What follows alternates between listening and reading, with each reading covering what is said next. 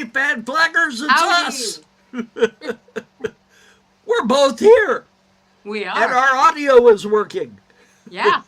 We don't have Richard, but No, but it's just us today. Richard had a lot of trouble with his audio, so that's Yeah, why I said that. that's life. Well, yesterday was Mark's birthday, and so we're doing this at night instead of our usual noontime. Um, Right? we Because put my a couple. birthday is actually November the 3rd. Yes, I know you're watching this on November the 5th.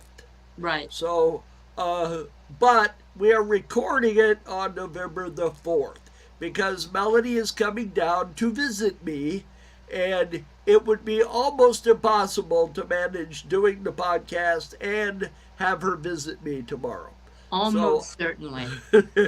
so I'm sorry, but you're getting a recorded podcast. I don't. I think it'll be just as good. But just The like 12 hours early, that's approximately. And we have a couple of good shows that we're putting together for you. So if you put up with this one, we'll do better from here. And Anyway, this isn't going to be a good show? no, this is going to be good. All of our shows are good. What are you Of talking about? course. Of course. The only bad one was the one with the technical difficulties that drove us off the air after about 8 minutes. Yeah, That was the only really bad show. that's true. But we But couldn't help that one. yeah, that kind of just happened. Yep. Anyway, the our show today is going to be about a movie I have not seen yet. However, Mark has, and he thoroughly enjoyed it. So we're going to give you guys a heads up for something to see during the week. And so, what is it about? Okay. It's a movie about trolls. I'm sure you've at least seen an ad for the movies. This is, I think, the fourth one they've done of the series. Uh, it's done by Dreamworks. One of my friends is an artist at Dreamworks. The one that did, if you've ever been on Facebook and seen my icon was drawn by her, Catherine Clark. And she worked for Disney. She was, what's funny is she started literally at the bottom. She was one of those caricature artists at Disneyland that sits there at New Orleans Square and draws caricatures of people. And then she went on to go to the animation college there, the California Institute of the Arts. Right. And she was a Disney animator for a while, and then moved on to DreamWorks, and where she's, to the best of my knowledge, is still there. I'll tell you, DreamWorks has done a magnificent job on this film. It's one of those films, a lot of times I go to the movies with my grandkids. Usually it's one or the other, because very seldom do they both like the same movie. So, like, I took my granddaughter to see the Barbie movie, and my grandson wanted to see Trolls, so we went.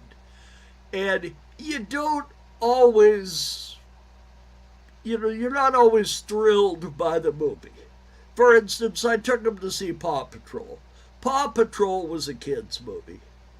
There was nothing there to interest an adult. So I literally had to pinch myself to stay awake during Paw Patrol movie. So I don't recommend that one to any adult. That's what popcorn is for. Yes. But the Barbie movie was humorous. It had a lot of good points, things that were definitely more adult than for kids. And but it was good. But Trolls was great. it had the CGI, the graphics in this movie were some of the best I have ever seen. It was tremendously colorful. It was right up there with Coco as far as the colors. And Coco's a beautiful movie, very colorful. And this one was, it was done in a different fashion. It wasn't realistic looking at all. It was, cartoonish, but it was really well done. And the music in it. Now, if you hate boy bands, then you probably won't like this because it was most of the music. I think almost all the music was done by NSYNC, the boy band, and Justin Timberlake was one of the voice actors in the film. And it was, I'll tell you, it was really well done. They did a lot of covers of 80s and 90s songs, a lot of that boy band style of music, and some that really weren't recorded originally by a boy band, but they did an excellent job. I intend to buy the Trolls music CD for this movie, which will tell you something about what I think of the music. But I highly recommend, even if you don't have kids, I highly recommend going to see this film because I think you'll like it. It's got a good plot.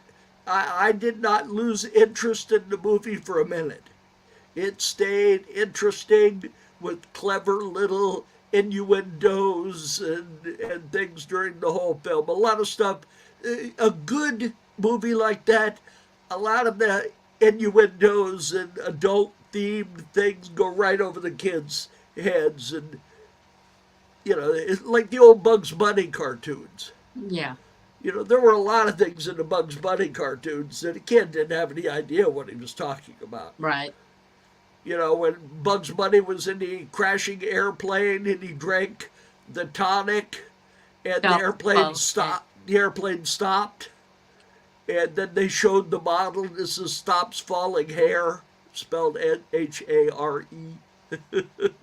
So, yeah, that was something a kid wouldn't have any idea what that meant.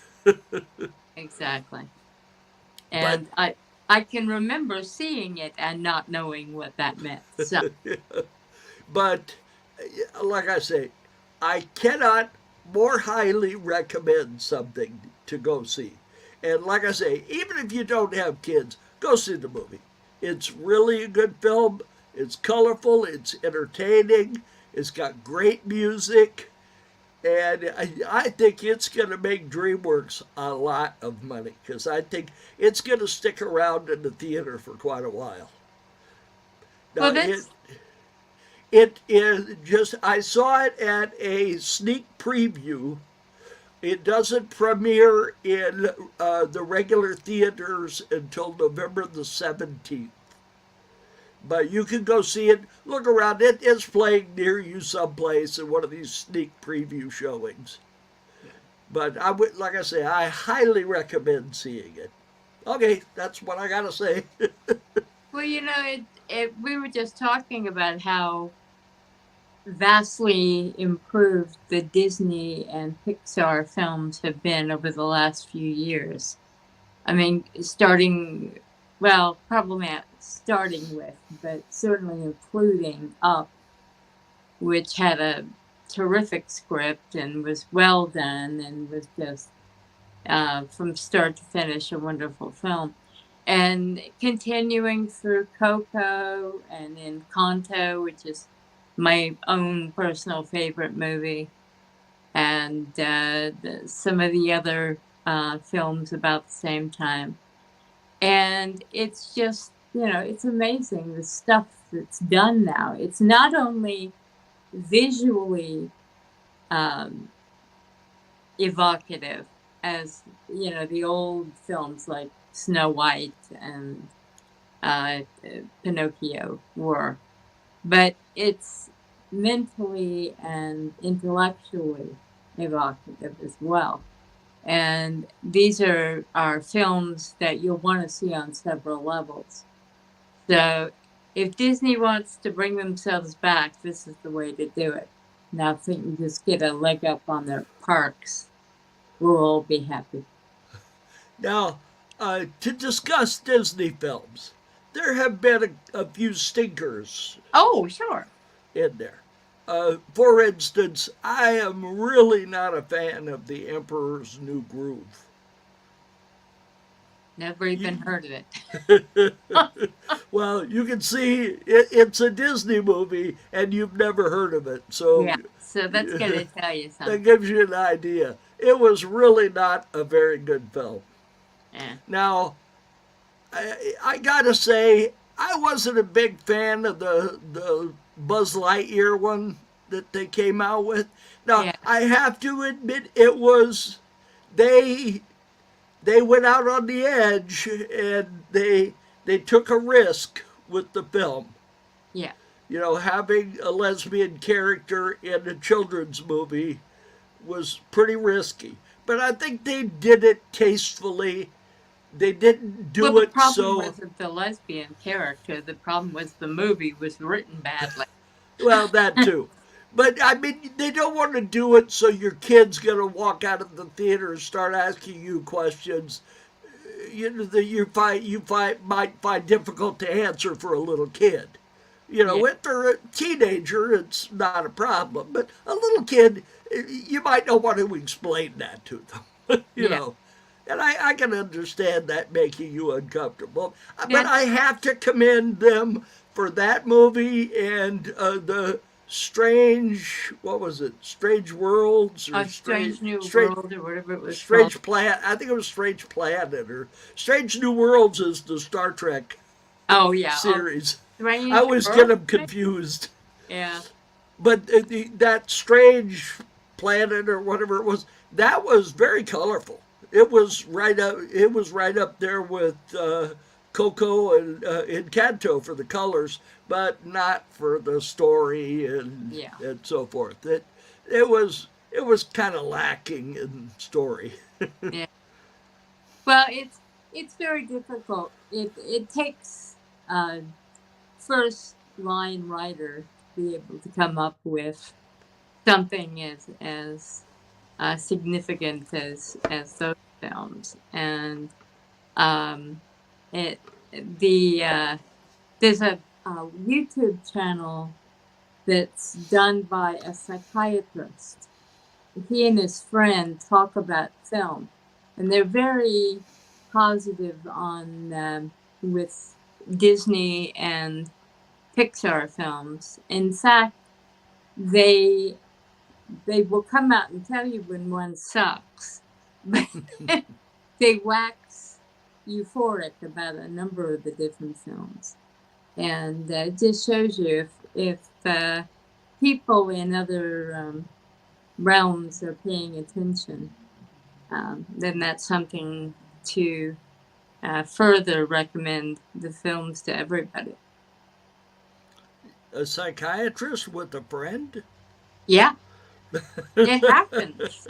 Hey, my psychiatrist is a lovely lady. Georgia, I don't. Hang on just a second. Sure. Georgia, I don't have the headphones set up and everything to do it. We have to set it up ahead of time. Can I just say hi? Yes, you can just say hi. Come in and say hi. Hello, Georgia. And Melody Hi, says sweetie. hello, Georgia. Hi. Say see you tomorrow, Aunt Melody. See you tomorrow. I'm looking forward to it. You see, I have to have the audio set up ahead of time when George is going to do the podcast with us.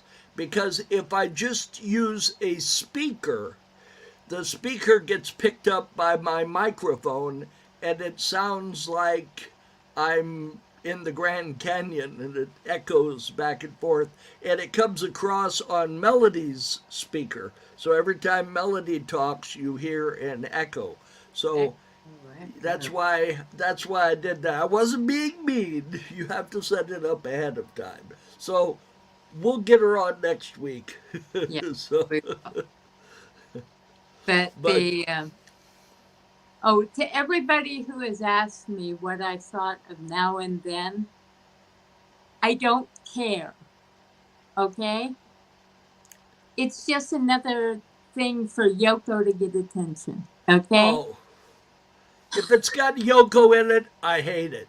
It doesn't have Yoko in it. She's just attached to the project. So Yoko Ono personally destroyed the Beatles. I personally think that was her job. She was sent there to do it. If you want to watch that, I forget, was it on Apple? That Beatles Get uh, Back? Get Back? Yeah. Where I it think was it's Disney. I think it's okay. on Disney. Yeah, it's a documentary on the Beatles when they were recording the Abbey Road album. And Yoko is there in every recording, everything they did, and she's doing nothing but harass Paul and George. And you can see that Paul, George, and Ringo are really not happy that she's there. None of their wives are there. Exactly. And Yoko was right in the middle of every recording.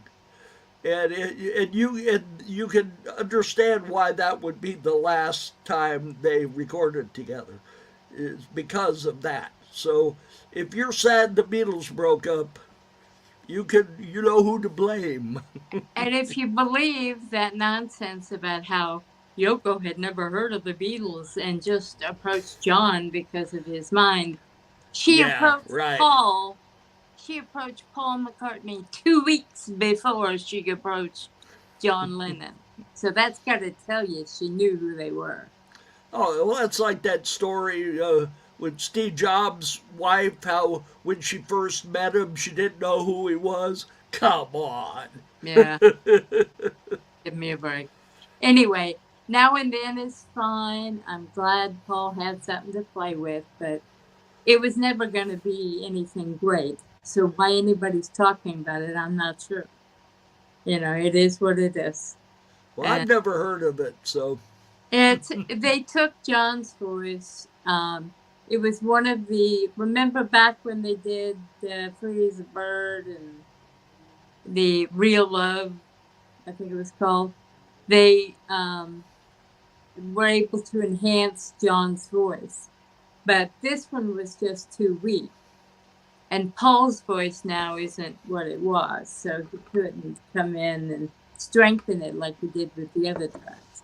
So they used AI to improve the sound, and it's just sort of a boring little song because it wasn't developed or anything. It's just a first example of something he was thinking about. So no wonder it's boring. It was not what it would have been if John had worked on it for another 6 months or something. But when you hear Eleanor Rigby, that's an example of something Paul McCartney worked on for 2 years. So you don't just write a song overnight. It's unless it's yesterday, and then he dreamed that one. So. well, yeah, I mean, I've heard of them throwing a song together, like when they were recording an album and they Mm-hmm. needed Sure. like another 4 songs to finish out the second side of the album. Sometimes they just sit there and wing Well, it that's when like you got those, nonsensical things like I Dig a Pony and yeah, Revolution Number 9 exactly. and yeah. And Maxwell Silverhammer, and yeah, that one happened to be a really good one because it had everybody working on it. But anyway, yeah, Now and Then is a candy. And it's a little footnote to the Beatles, a very tiny footnote. Anyway, so Do we have any other Disney stuff coming out toward the end of the year, or is this Wish. the last one? Wish. Wish is the big one. That's That's the the one. one they've been working on for a long time. And it's going to be a little different because the father of the princess turns out to be the bad guy. Ooh, So that is different. yeah, it's a little the princess. I think, judging from the trailer, I think she's adopted or something, and it looks like the the father is really nice through most of the movie. Then all of a sudden he turns around and he's got these red eyes and he's a bad guy. Ooh. Actually, Well, I think they were green eyes, but and it's he's a bad similar guy. similar to what they did in Frozen with the first boyfriend. Right, right. Where Yeah. it looked like he was going to be Prince Charming and turned out to be a skunk. Yeah.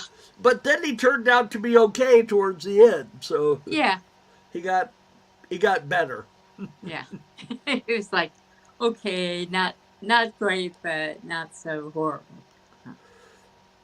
But Yeah, I guess in Wish, the father, everybody makes wishes, ah, and the wishes are like in a little ball. And the father takes them all in his workshop, and he decides which one of the wishes will be granted. oh, So the girl is in the workshop with them, and she says, "Well, I think that they should all be granted." And he turns around with these green, evil eyes and says, "I'm the one that decides what they get." he's the decider. Yep. So it's then she wishes on a star. The star comes to Earth and is in a little. It's like a little anime, Little like one of thingy. those emoji. It looks like an emoji, Okay. and it grants the wishes. So that's the story. Ah, I mean, that I picked all that up from the trailer, so it's nothing you won't know if you watch the trailer. So yeah. I haven't divulged anything. I need Yeah. to recommend the film. By the way, we just saw it, and I forgot until a minute ago. It actually is very good. It's called After Death, and Called, I'm sorry, it's called After Death. After Death. It's about near-death experiences and the people who come back. And what's amazing about it is it includes Dr. Sam Sobon, who was a heavy skeptic in the topic until he started reviewing all of the evidence. And it started to trend him more toward, yeah, maybe. So, I think I saw him. There's a TV series yes, yeah, on one of the channels about that, Life After about Death. Yeah, life after death. I don't. Is that the name of the show? yes, yeah, Okay. And I believe they interviewed him on that show they because did. he was talking about, and he was discussing that he was talking to the staff in the operating room, and then he was talking to the person who had the near death experience, and the person who had the near death experience knew things they could not possibly have known Exactly. because they were dead when the things occurred. Yep. There have been so many cases of that now. And that's what threw him over to the other side. Yes. Yep. Yeah, Now, he had to admit, he said, in fact, he tries to be very objective. And he says, there's a question of evidence versus proof. And while I'm right at the line of proof, I'm beyond just evidence. So he says, I'm right here, and basically, I'm holding on with all I've done. So he's a very interesting interview, and there's a lot of it. It is solely about near-death experience, whereas life after death is about all the whole field of possibility. And it really is a good film. I was surprised. They're not a company that I would associate with um, open-mindedness of any kind.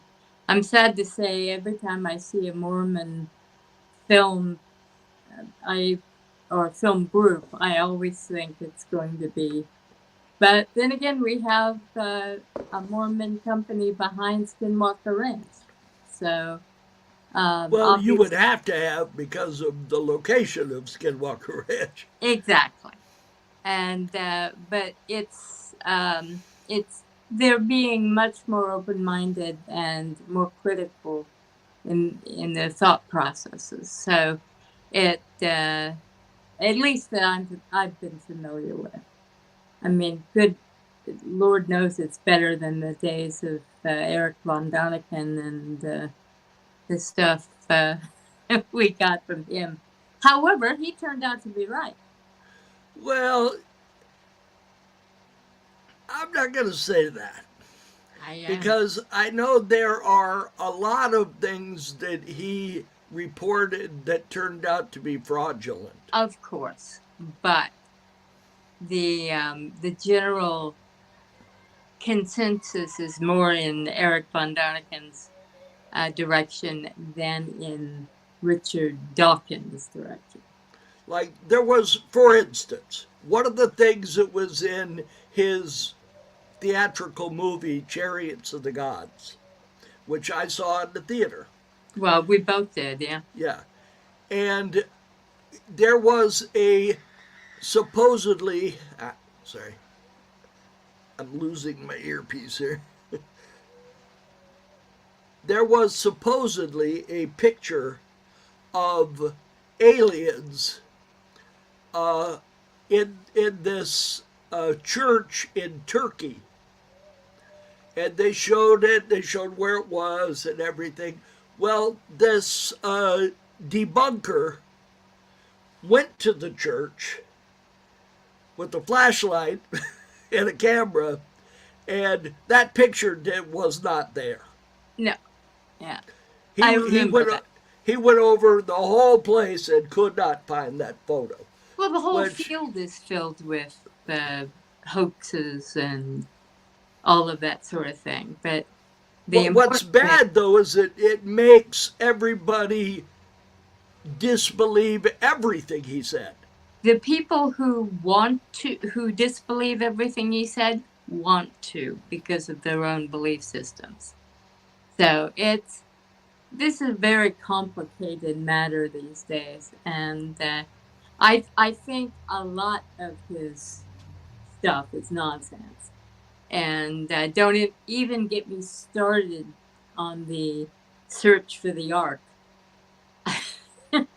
I've watched a few of those things, and they don't really make a whole lot of sense to me. No, but the general ideas, I think it's going to end up more in the ancient aliens camp than the prebiotic soup and evolved out of little microbes. So Well, one thing to think of: the ark was made of wood. yeah, It's been thousands of years.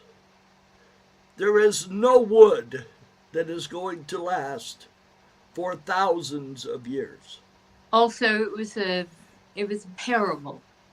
It was a fable. It wasn't supposed to be literally taken. So I doubt we're going to find any ark up anywhere. Like dinosaurs, just to bring something up. Nobody has any idea what kind of skin a dinosaur had, or Exactly. what color they were, or whether they had feathers or spots or anything, because there is no skin or any indication of skin that exists of a dinosaur. Well, there is one sample. However, the same ridges and marcations that feathers make can also be made by scales. Well, I've never heard of any sample of skin that exists. Yeah, it's, there's a lot of debate over whenever anything is discovered, especially in mainstream science, there's so much debate over whether or not it's legitimate. And the sad part is you can't even believe the mainstream because so many of their theories are perpetrated on some standing belief system they want to back up. So Well, anybody who says believe the science is not a scientist. yeah, exactly. You're not Because supposed to believe the science. whole idea of science is to question it. That's the whole idea, because you never know when some nutty professor is going to come out of left field and have the solution for the question. People tell people so much baloney that is put. Look, I mean, Bill Nye, the science guy, and yeah, exactly, Mr. Bachelor's in engineering, and people like I can never remember his name, Tyson, who Neil is deGrasse Tyson. yeah, and who has been blackmailed for years over his compunction to harass young girls in college. So, so they've got lots of dirt on him and they can manipulate his opinions to meet whatever they need them to be. That's Well, why he's saying. They did the same thing to Carl Sagan. Carl Exactly. Sagan's family was threatened to get Yep. him to shut up about UFOs and aliens. Yes. Yep. And there's a lot of that going on all over science. So we need to be very skeptical of everything we're told by the mainstream of science. Well, And like I say, that's the whole idea of science, is to be skeptical. exactly. Don't take anything as being 100% true, And what because almost everything we know about science, especially when it comes to astronomy and so forth, is all supposition. There's yep, no proof of any of that stuff.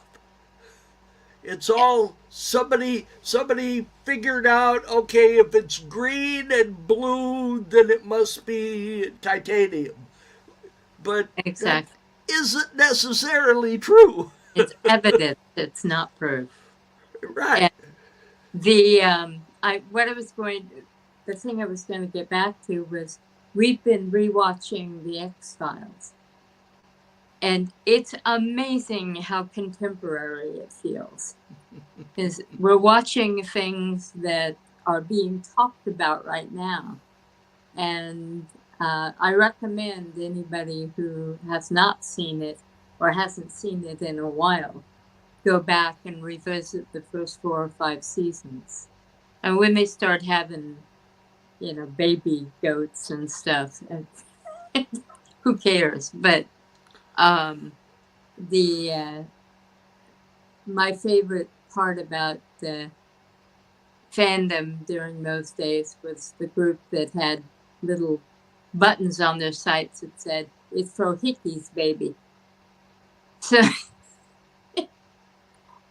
getting back to the seriousness, though, the first 5 or 6 years were pretty solid, and you don't have to get around as much of the shipper stuff as came in later. Yeah, the last 4 or 5 years of the X Files, I usually don't watch it. I Yeah. usually I usually cut it off when him and Scully started getting funky Yeah. with each other. I usually, okay, that's enough. Yeah, that's the point. You're just gonna go, no. But anyway, it's been very interesting to see that again, and it really should be shown all over again. Now, do you have particular shows that you binge watch? That's a good question. The only one we binge watched a couple of shows that I can't think of the names of. However, one I can think of is, I think it's called Night Sky with Oh yeah, it Sissy was Spacek and J.K. J.K. Morrison? J.K. Simmons. J.K. Simmons, thank you. And it was really terrific. Yeah, Unfortunately, I saw a couple episodes, but it's hard to binge watch that because it's only one season. exactly. It's not even a complete season. I know It's like that was very sad. it's like binge watching Firefly. You can do it in an afternoon. Yeah. And the we also did the same thing to that Josh Brolin series with the hole in the ground. And I know what you're talking about. I Outer watched Rim- it. I really had a hard time. Yeah, I think it's Outer Range. I think is the name of the show. Outer Range. And we watched Stranger Things. I think that's what it's called. Which? Oh yeah, the with the little kids. Yeah, the one with kids. Yeah, that's with 11. Yeah, exactly, 11. Yeah, that's good. I haven't seen the whole thing. I watched the first 2 seasons, but I've gotten busy. I binge watch the Ronald Moore Battlestar Galactica. Right. That is, in my opinion, that's the best science fiction series ever. Is that? Have you watched that Oh yeah. in its I watched entirety? it in real time, yes. Yep. Okay. Yeah, that's an excellent series. Oh, I agree. The other one is Babylon 5. Yeah. Now, what you have to realize about Babylon 5 is when Babylon 5 was being made, they were doing computer animation on Amiga home computers. Yeah. They would network 2 or 3 of them and create graphics. Now they only did that the first season. After that, they got the Cray supercomputers. They got better computers, and they were able to do it. But for a long time, you really didn't want to watch Babylon 5 on a big screen because it looked like the Attack of the Lego people. You know, in other words, it was very pixelated. Yep. But now they have remastered it, and it is very good. Some of my favorite quotes come from that series. The writers were amazing. I mean, Well, they had one writer. yeah, J. Michael. Yeah, now Harlan Ellison also contributed to the show. J. Michael must have rewritten it. Well, I think he contributed story ideas, is what he I did. can believe that. Yeah. Now, my favorite quote from the show is, "My shoes are too tight, but it doesn't matter because I have forgotten how to dance." Oh yeah, that's Can you good. guess what character that was? No. Londo. Oh yeah. Well, Londo yeah, Malari. that would make sense. And what was it? "What do you want, you moon-faced assassin of joy?" He was talking to Veer. Ah. Stephen First. Yeah, You know what's sad about that show is that so I many of the cast members are dead. I know. 8 of them. Yeah, And on a show that was filmed towards the end of the 1990s, yeah. that's bad. I And a mean, lot of them died young. I really do think there are more dead principals from that show than from Dark Shadows. Yeah, Richard Biggs that played Dr. Franklin, he died of an intestinal blockage. Right. Stephen Veer, I forget what he died of, but he died reasonably young. He was in his 60s when he died. I think it was a complication of some disease he had, and I forget what it was. Oh, it was diabetes. It was diabetes. Okay. Yeah, that's right. And unfortunately, 2 of them, the one that played Zach, Jeff Conaway, Oh yeah. he unfortunately overdosed. He had a drug problem and it got the better of him. And the same thing happened with Garibaldi. I can't think of his name. I'm sorry. The guy that played Garibaldi. Yeah. He died of a drug overdose also. Oh, that's so.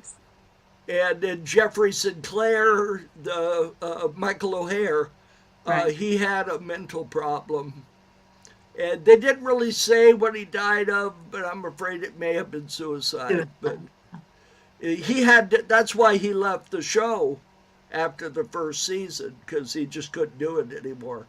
Although he did come back for a 2-part episode where they went back in time to steal Babylon 4. Oh yeah. Yeah. And then Mira Furlan here not too long ago, she died of West Nile virus Oh God. from a mosquito bite. And then Andreas Katsoulis, he was a heavy smoker and he died of lung cancer, Yeah, unfortunately. And they've lost a lot of the guest stars, but those are the main actors who passed on. So, and that's, like I say, that's 8 of the main cast members are gone. Yep. And I think that's 8 out of 12. Yeah. That's Which really is- something. Yep. It's wow. And then when you look at something like Glee, out of they had, what did they say, 8 principal actors, and 3 are dead, and these were young people. And Glee wasn't that, I don't think Glee was as old as Babylon 5, was it? It wasn't. It's the early 2110s, I believe. Wow. Like, Yeah, because Babylon 5 wrapped. That's what I mean. 2010. Babylon 5 wrapped up, I think, in 98. So, It just, the entertainment field is a wrecking ball. oh, I forgot to mention one other one that died, Tim Choate. Oh yeah, yeah. I don't know if he played Zathras. And he died in a car accident. Well, actually, it was a motorcycle accident. Right. Yeah.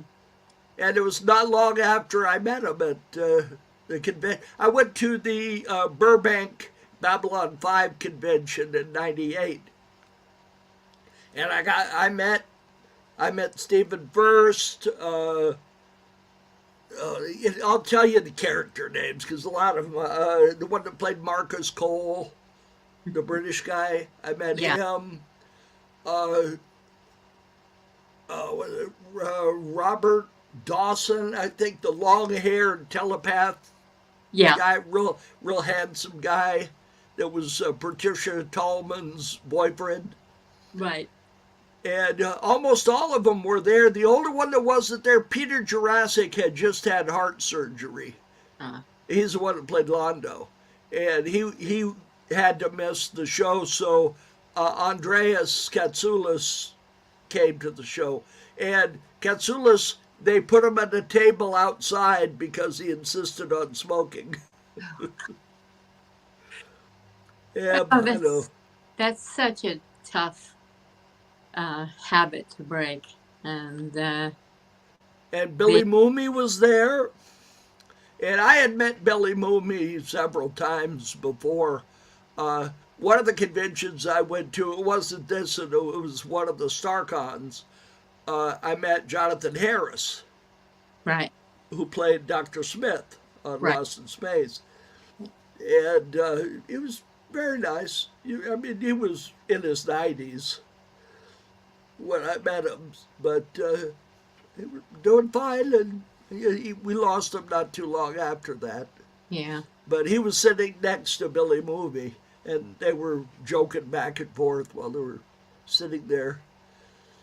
Well, I know I went to a Wise Guy convention once, and I was on the panel because I had written some fan fiction at the time. And the Ray, how am I forgetting his name? He played Sonny Steelgrave. Ray Sharkey. Oh, yeah. And he was on the panel with me, and I spent most of the time on the panel talking to him. And he, like 2 days after the end of the convention, it came out that he had AIDS and he was dying. Mm. And that was just really a stunning thing. It's the he was a very nice fellow. He seemed genuinely interested in our opinions, and although his opinion was that Al Capone wasn't such a bad guy. But probably because he grew up in New York. And but anyway, what time are we at now? We still got about 12 minutes. Okay, so we still have some time. I wanted to go ahead. I'm sorry. Well, I just wanted to mention that convention where Billy Mooney and Jonathan Harris, it was kind of odd because it was a Lost in Space themed convention. And it was the only time in recent history that they had the entire cast minus Guy Williams there. Jude Lockhart was there, Mark Goddard, Marta Kristen, Billy Mooney, Angela Cartwright, Jonathan Harris, and Bob May, who was inside the robot. Right. And I forget his name, but hang on 1 second. What about Betty? Betty. Whatever that little chimp thing was. Oh, no, they didn't have the chimp. Ah. But they also had the actor that played the voice of the robot, who I can't remember his name. I apologize.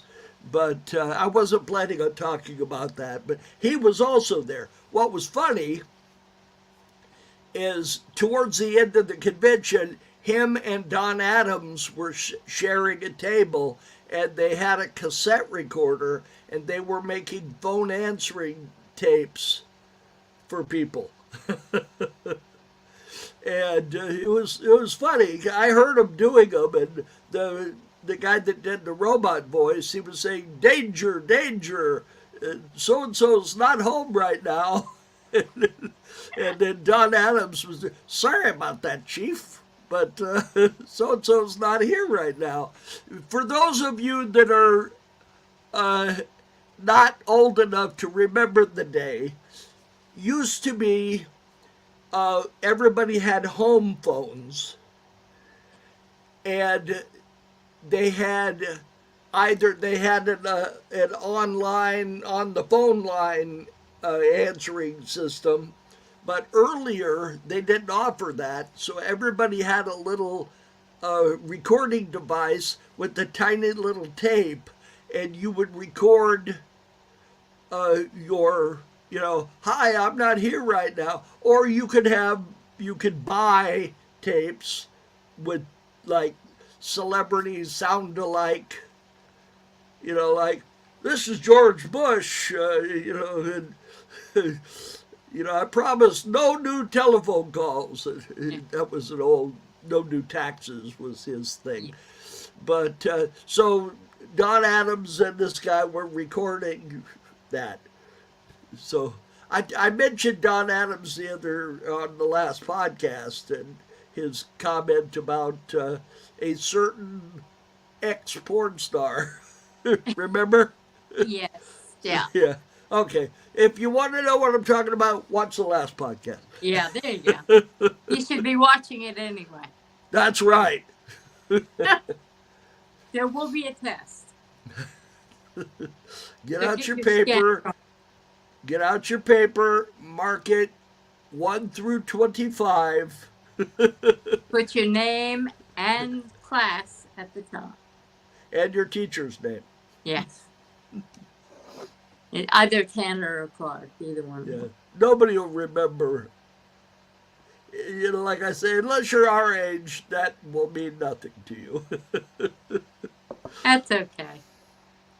It's like when we went live with we weren't live, but I mean when we streamed the Laura Parker episode, it got a lot of hits over on X,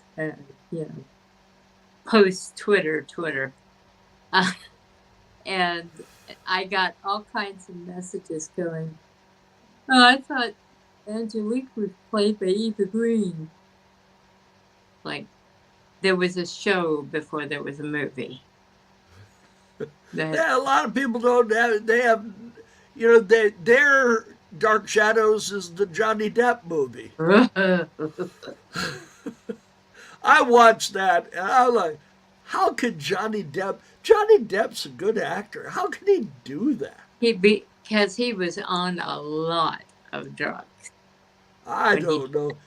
That one and that one about the window. Oh, yeah. That was the other one that I just couldn't see.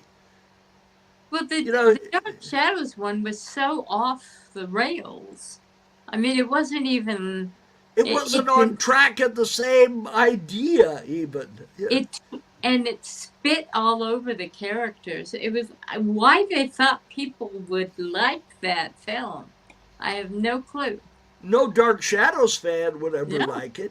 They might drag in an audience that likes Johnny Depp, but like I say, nobody that liked Dark Shadows. I mean, you've got to really like the characters and the idea, because the original Dark Shadows, as far as production quality, was horrible. Well, it was shot live on tape, or filmed live on film. Well, I saw Jonathan Fred talking about that, and they showed this one scene, and he's on the phone, and Grayson Hall's next to him, and he's got the receiver in his hand. Yes. And the phone is still ringing. Yeah. Yeah. And he said there was no cut and make it. He says it was live. He says, so we just had to wing it. He says, so I just pretended. I put the phone back down, picked it up, and answered it again.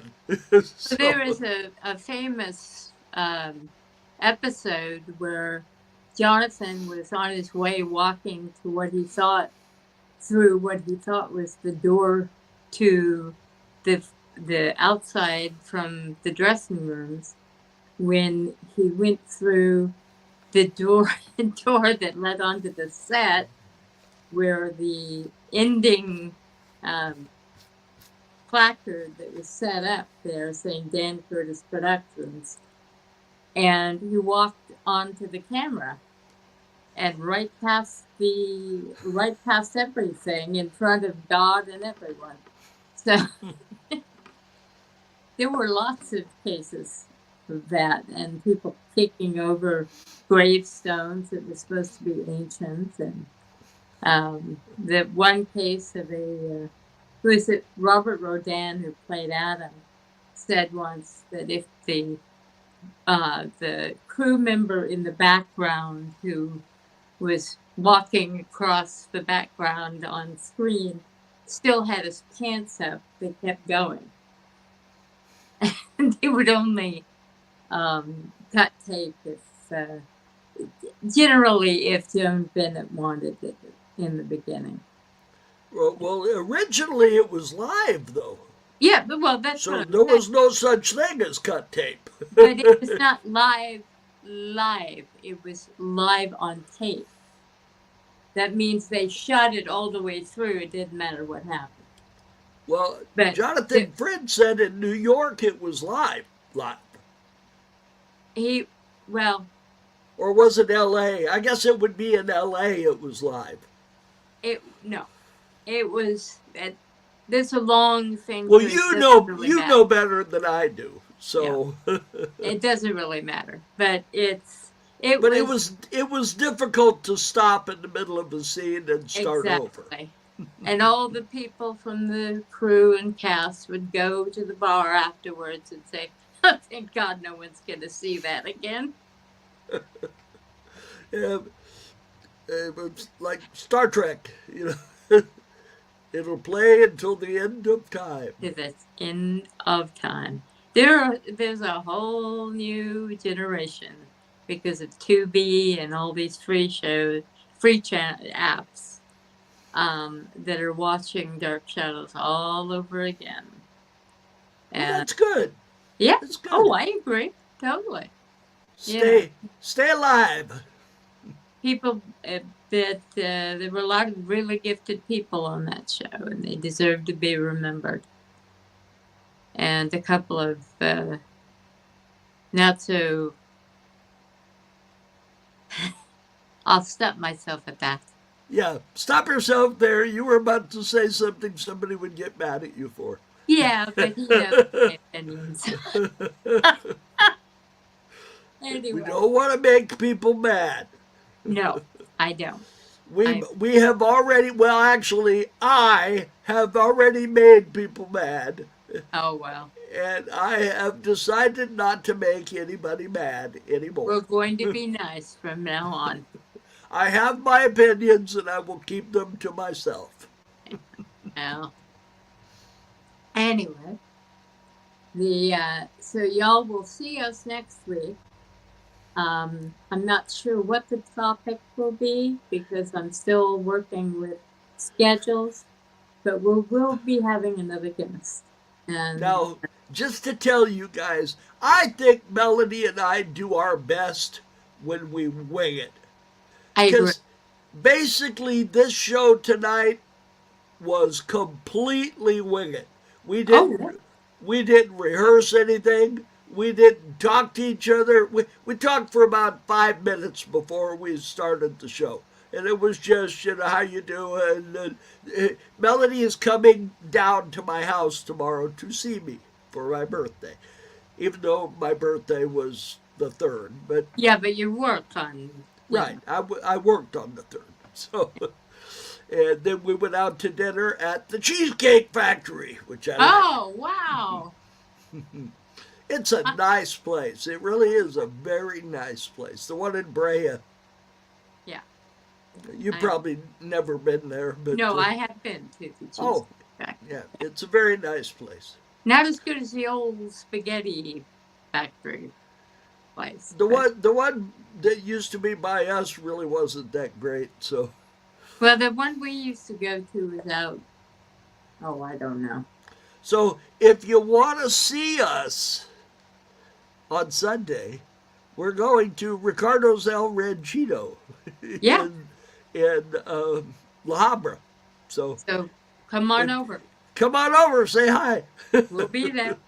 All right, well, we're just about out of time here. Okay. Well, So you I guys have will. a great week. We're going to try to have one as well. And we'll see you next Saturday or Sunday. Yep. You guys take care. Have a great weekend. And see you later. Bye.